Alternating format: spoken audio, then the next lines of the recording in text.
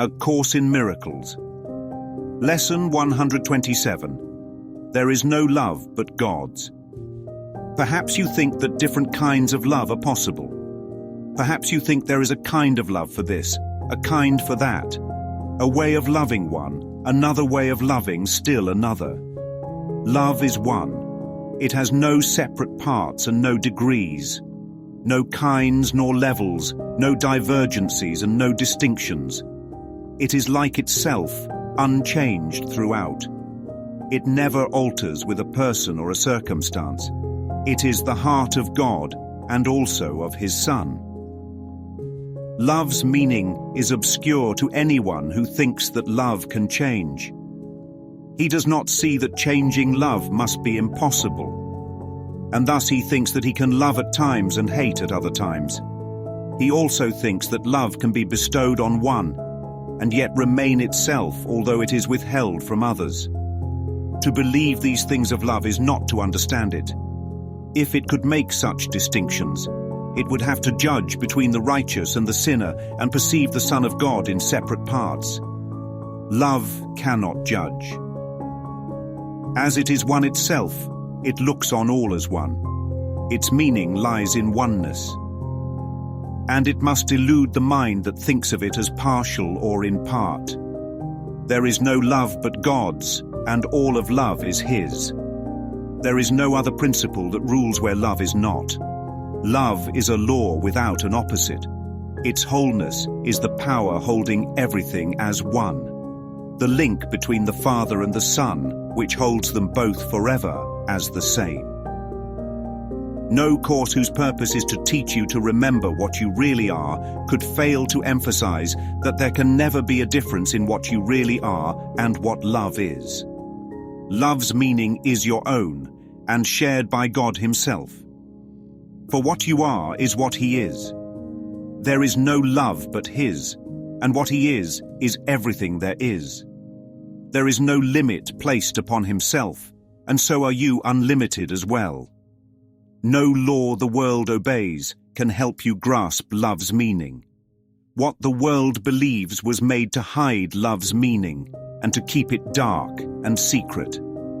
There is not one principle the world upholds but violates the truth of what love is and what you are as well. Seek not within the world to find yourself.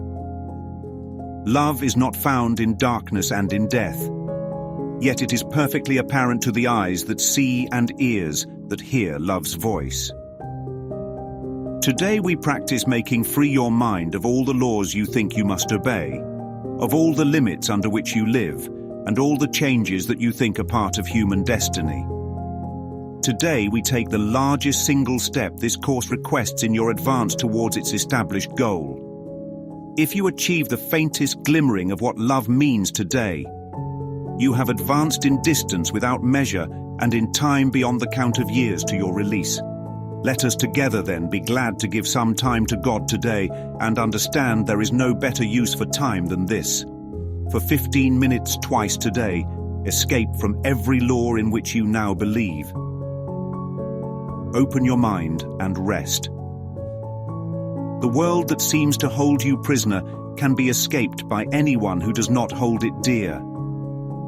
Withdraw all value you have placed upon its meager offerings and senseless gifts, and let the gift of God replace them all. Call to your Father, certain that His voice will answer. He Himself has promised this.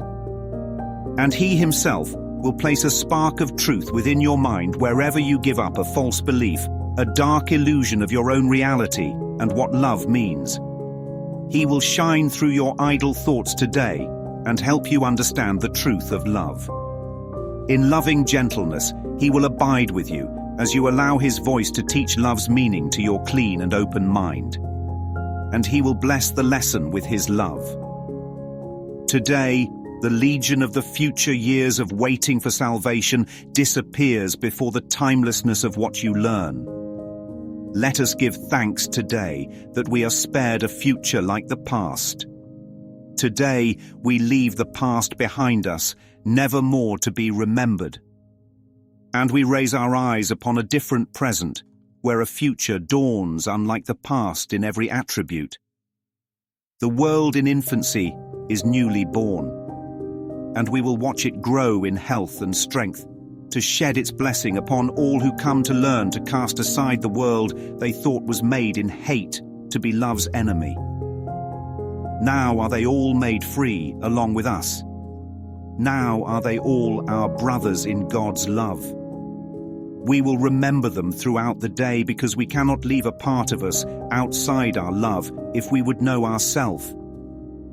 At least 3 times an hour, think of one who makes the journey with you, and who came to learn what you must learn.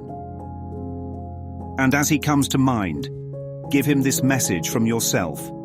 I bless you, brother, with the love of God, which I would share with you.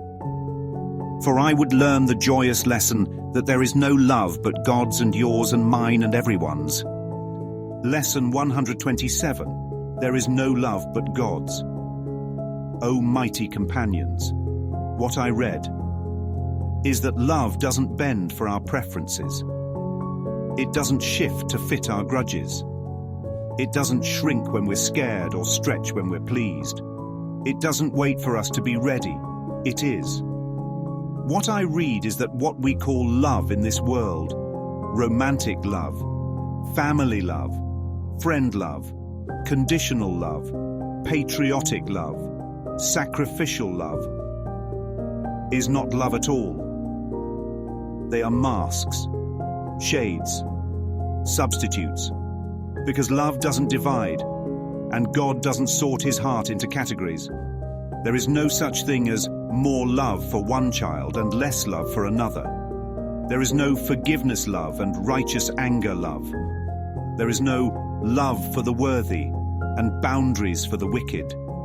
There is only one love, and that love, unchanging, indivisible, formless, eternal, is what we are. That's the secret Hulu don't stream. That's the twist Netflix won't greenlight. That's the spoiler Tubi can't spoil. Because it ain't a plot twist. It's the truth we buried under 10,000 stories. And yet, it's still here. Not one drop has been drained from the ocean of love. Not one sinner has ever left its embrace. Not one grudge has changed it. There is no love but God's. And nothing else you've ever called love was.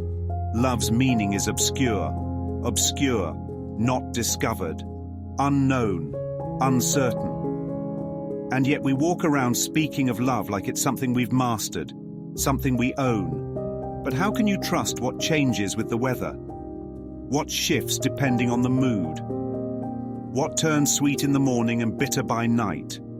If love could change, how could you ever depend on it? One day it welcomes, the next it withholds. One day it forgives, the next it remembers everything you said in anger. That's not love. That's fear wearing love's perfume. That's ego in drag. He does not see. That changing love must be impossible. Why? Because love is God, and God is changeless. And if God cannot change, then neither can love. So if you think you love at times, and not at others, if you think your love grows when someone behaves, and shrinks when they disappoint you, then what you're calling love isn't. He also thinks that he can love at times, and hate at other times, as if hate were love's opposite. But love has no opposite. Nothing stands against it. Nothing can compete, because love is whole. He also thinks love can be bestowed on one, and still remain itself, while being withheld from another.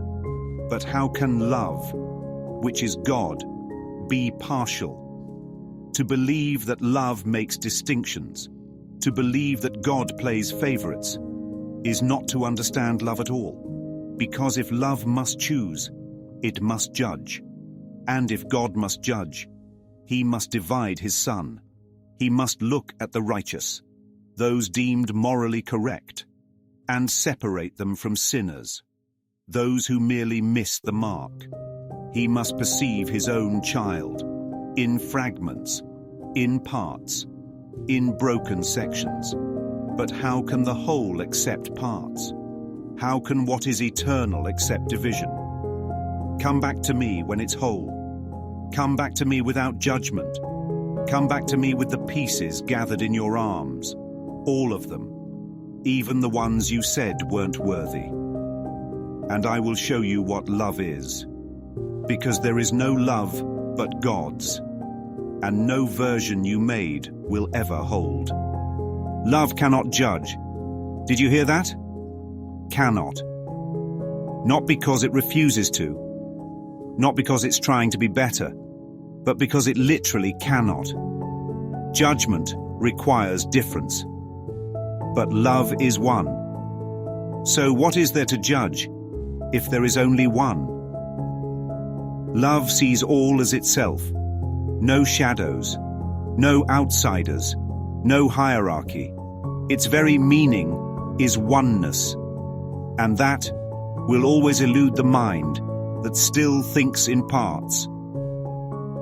So love waits, patiently, silently, fully, always whole. It bypasses the mind that slices life into categories, good and bad, worthy and unworthy, mine and not mine. Love doesn't enter that illusion. It waits for recognition, for remembrance. And when you see it, when you truly see love as whole, as indivisible, it rushes in. It reveals its beauty. Because love has been waiting to be known. All of love is His. All of it. What does that mean? It means there's not a scrap of real love that belongs to anyone else. God's love is the only love. That puts a lot of people out of business because it exposes the counterfeits, the imposters, the deals we've made in the name of love. There is no other principle that rules, no second law, no backup truth, no exceptions. So where love is not, you cannot insert something else and still get love's gifts. You can't put fear in love's chair and expect peace to arrive. Love is a law without an opposite. Every law you know down here has an opposite. Light and dark, life and death, give and take. But not love, not God. It is whole. It is one. And its wholeness is the power holding everything together, not by force, not by threat, but by sameness, by identity, by recognition. It is the link between the Father and the Son that holds them both forever as the same. Not one above and one below, not creator and creature, but one being, one light, one love. No course whose purpose is to teach you to remember what you really are could fail to emphasize this. There can never be a difference between what you really are and what love is. You are love, and love is you. That's not a metaphor. That's not an aspiration. That is identity. What the Course is saying, you could never really be anything else. You could pretend, you could disguise, you could forget, but your essence has never changed. And that's the only reason any course could succeed, because it's not teaching you something new. It's reminding you of something eternal. Love's meaning is your own. What does that mean? It means love isn't something you borrow. It isn't something you earn. It isn't something given to you on condition. It's who you are. It's shared by God Himself. That's some real love right there. For what you are is what He is, and what He is what you are. There is no love but His. There is no love but God's. There is no love but love's own love. And what love is and what God is everything there is. Everything. There is nothing else. What else would you need besides love? What else could comfort you, hold you, heal you, and never leave. What else would love you unconditionally except love itself? Not just love as a feeling, not just love as an action, but love as reality. There is no limit placed upon himself. What does that mean? It means God doesn't limit himself to bodies, to roles, to forms, to judgments. He is without edge, without boundary, without fear, and so are you. To say you are unlimited is to say you are like your source, not in ego's imagination, but in truth. You are not this container. You are not this story. You are not this name, this pain, this past. You are what love is. You are what God is. You are what is. No law the world obeys can help you grasp love's meaning. Not a single one. Because the world's laws were built in the dark. They were built to maintain the illusion of separation. They were built to govern illusions, not to uncover truth. What are these laws? The law of reciprocity, that says love must be earned. The law of punishment, that says mistakes must be paid for in pain. The law of sacrifice, that says someone must lose for another to gain. The law of comparison, that says your worth is measured against another's. The law of control, that says safety comes from domination, not surrender. The law of projection, that says what you hate in yourself, you must see in others. These are the world's commandments. They are taught in schools, in homes, in media, in churches. They are the subconscious ground rules of the dream, and not a single one that teaches you what love is. What the world believes was made to hide love's meaning, not just by accident, but by design. The world believes in conditions. The world believes in guilt. The world believes in deserving. The world believes in punishment, pride, and protection. The world believes in the body as a boundary, a weapon, a proof of difference. And every one of these beliefs blinds the eye to what love truly is. There is not one principle the world upholds, not one, that does not violate the truth of what love is, and what you are as well. Because you, mighty companion, are not a product of exchange. You are not a ledger. You are not a transaction. You are not something earned or lost or calculated. You are love. And love doesn't run on the world's power grid. Love runs on wholeness, on innocence, on extension. Love gives because it is, not because it needs, not because it measures, not because it waits. Seek not within the world to find yourself. Capital S. You are not going to find yourself in the world. Love is not found in darkness. And what is darkness? Darkness is ignorance. Darkness is misidentification. Darkness is the belief in separation. Darkness is the veil that hides what is always present. Love is not found in death. Because love cannot die. Because love was never born. Because death is change. And love does not change. So if you're looking for love in the places of decay, of endings, of grief, you won't find it.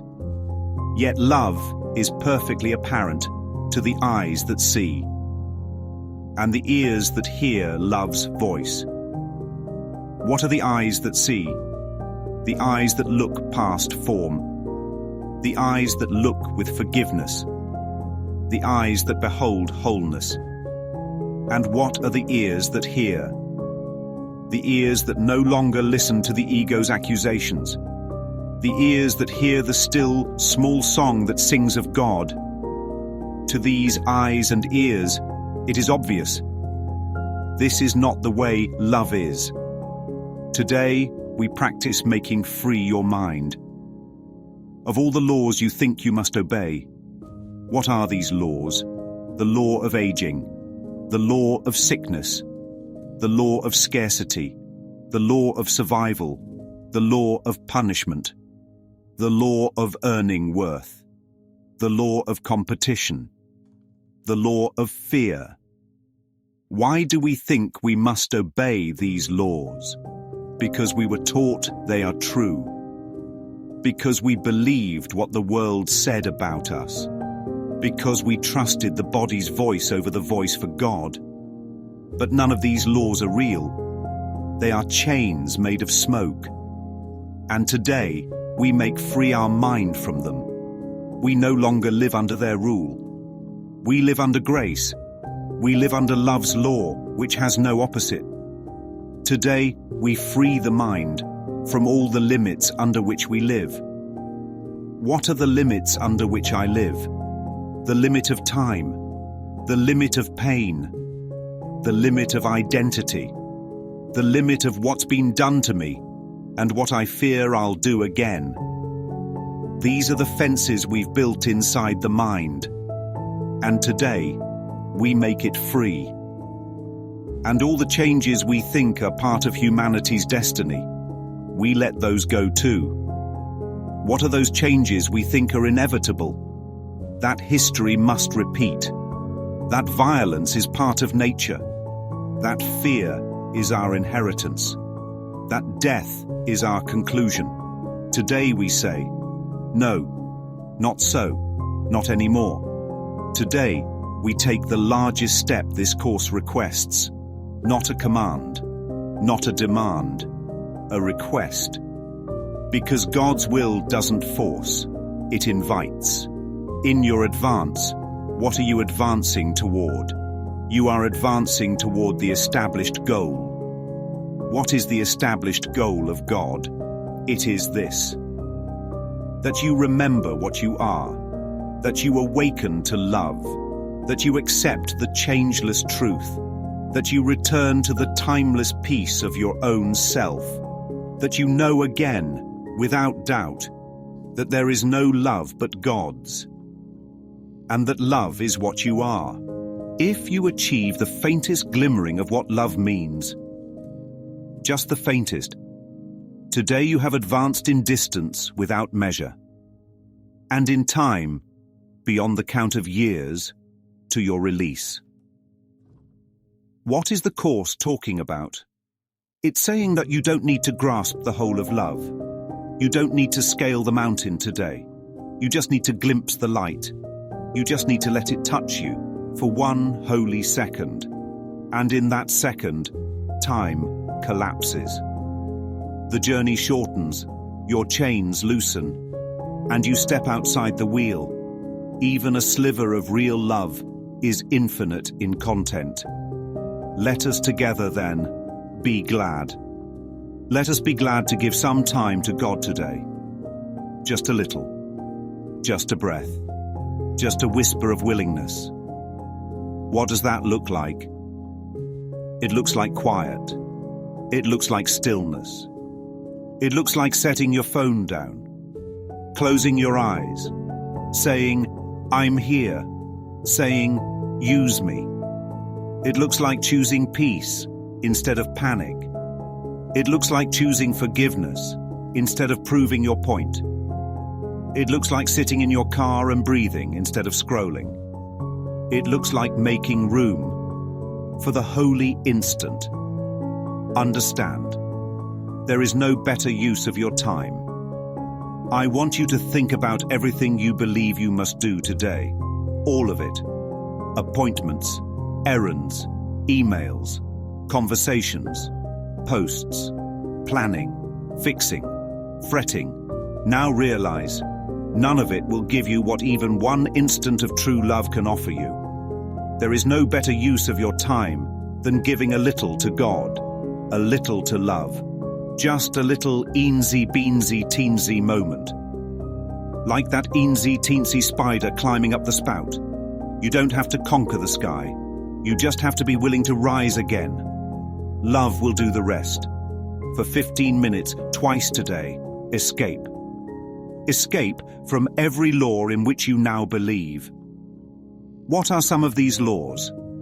The law of aging, the law of loss, the law of getting and keeping, the law of decay, The law of effort, the law of punishment, the law of betrayal, the law of death.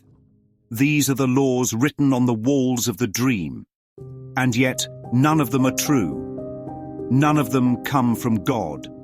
Open your mind and rest. What does it mean to have an open mind? It means to stop defending what you think you know. It means to pause your opinions, to question your certainties, to stop worshipping your history, to say, maybe I was wrong, and maybe that's the best news I've heard all day. The world that seems to hold you prisoner seems. It only seems. It is not so. Why do we believe the world holds us prisoner when it doesn't? Because we still hold it dear. We still believe in what it promises. We still cling to its prizes and fear its punishments. But the world that seems to hold you prisoner can be escaped even by anyone and who does not hold it dear. That's it. That's the key. You don't have to destroy it. You just have to stop valuing it. Stop worshipping the dust. Stop praying to shadows. I remember Timothy McVeigh said, "How can you kill a man who is not afraid to die?" But maybe the real question was, how can you kill a man who doesn't hold death dear? Uh-oh. Now we're getting somewhere. Because if you hold death dear, if you believe in it, expect it, fear it, identify with it, then it owns a piece of your mind. But if you don't, if you withdraw your investment from it, it cannot touch you. Withdraw all value you have placed upon the world's meager offerings. Who placed the value there? You did. Withdraw all value you've placed on its meager offerings and senseless gifts. Let's pause there. What does meager mean? Meager means insufficient, low quality, not enough, beneath what you truly deserve. And what is senseless? It means without sense, unconscious, lacking purpose, foolish. You gave your value to foolish, low-quality gifts, to idols made of dust, to validation from the blind, to coins that disappear in the night. And now, you're invited to let the gift of God replace them all. Every last one of them.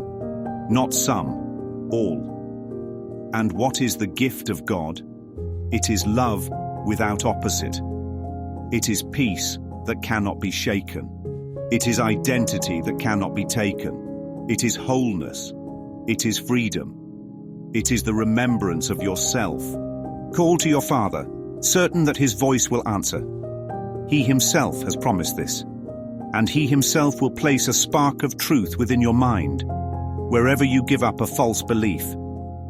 Oh, you know what that's saying? God ain't going to leave you hanging. He's not going to leave you empty-handed. It's not like you're going to let go of something false and be met with a void. He says, I got you.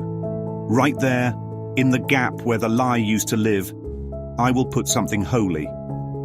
You ever notice how people love to research, to excavate, to dig and uncover and study every dark belief, but they don't want to let it go? Because they still hold the coconut. That monkey and the coconut. You remember? The trap is the clench. The trap is not the coconut. It's your refusal to release it. But God says, let go of that false belief, and I will place a spark of truth in its place. What is a spark? A spark is a sudden burst, a flicker of what's real. It's not the full blaze, but it carries the code of the fire. It's enough. A spark can light a forest. A spark can awaken a soul. God is that generous. He will put a trace of truth in your mind wherever you drop the illusion. He will replace the dark illusion of your own false reality and what you thought love meant. Because let's be honest, you don't know what love means. Not really. If you think you do, you don't. And that's okay. That's where the spark goes. Admit you were wrong, and the spark gets in. He will shine through your idle thoughts. What are idle thoughts? They're thoughts that do nothing. They go nowhere, like an idling engine, running, burning, but going nowhere.